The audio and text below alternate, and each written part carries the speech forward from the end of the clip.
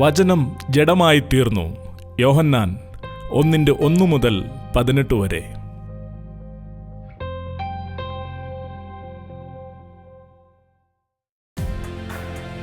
ആദിയിൽ വചനം ഉണ്ടായിരുന്നു.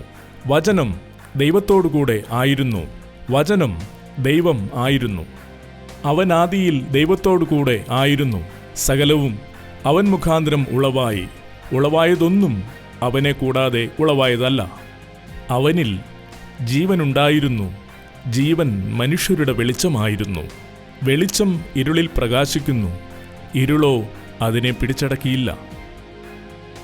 ദൈവം അയച്ചിട്ടൊരു മനുഷ്യൻ വന്നു. അവന് യോഹന്നാൻ എന്നു പേര്.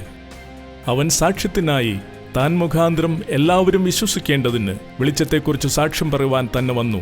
അവൻ വെളിച്ചമായിരുന്നില്ല, വെളിച്ചത്തിന് സാക്ഷ്യം പറയേണ്ടുന്നവനത്രേ.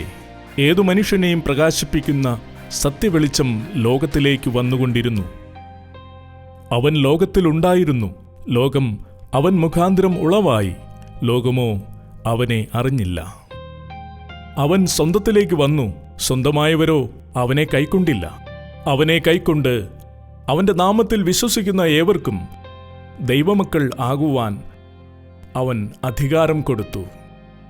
അവർ രക്തത്തിൽ നിന്നല്ല, ജഡത്തിൻ്റെ ഇഷ്ടത്താലല്ല, പുരുഷന്റെ ഇഷ്ടത്താലുമല്ല, ദൈവത്തിൽ നിന്നത്രേ ജനിച്ചത്. വചനം ജഡമായി തീർന്നു. കൃപയും സത്യവും നിറഞ്ഞവനായി നമ്മുടെ ഇടയിൽ പാർത്തു. ഞങ്ങൾ അവൻ്റെ തേജസ് പിതാവിൽ നിന്ന് ഏകജാതനായവൻ്റെ തേജസ്സായി കണ്ടു. യോഹന്നാൻ അവനെക്കുറിച്ച് സാക്ഷീകരിച്ചു. എന്റെ പിന്നാലെ വരുന്നവൻ എനിക്ക് മുമ്പനായി തീർന്നു. അവൻ എനിക്ക് മുമ്പേ ഉണ്ടായിരുന്നു എന്നു ഞാൻ പറഞ്ഞവൻ ഇവൻ തന്നെ. അവന്റെ നിറവിൽ നിന്നും നമുക്കെല്ലാവർക്കും കൃപമേൽ കൃപ ലഭിച്ചിരിക്കുന്നു. ന്യായപ്രമാണം മോശെ മുഖാന്തരം ലഭിച്ചു. കൃപയും സത്യവും യേശുക്രിസ്തു മുഖാന്തരം വന്നു. ദൈവത്തെ ആരും ഒരു നാളും കണ്ടിട്ടില്ല. പിതാവിൻ്റെ മടിയിലിരിക്കുന്ന ഏകജാതനായ പുത്രൻ അവനെ വെളിപ്പെടുത്തിയിരിക്കുന്നു.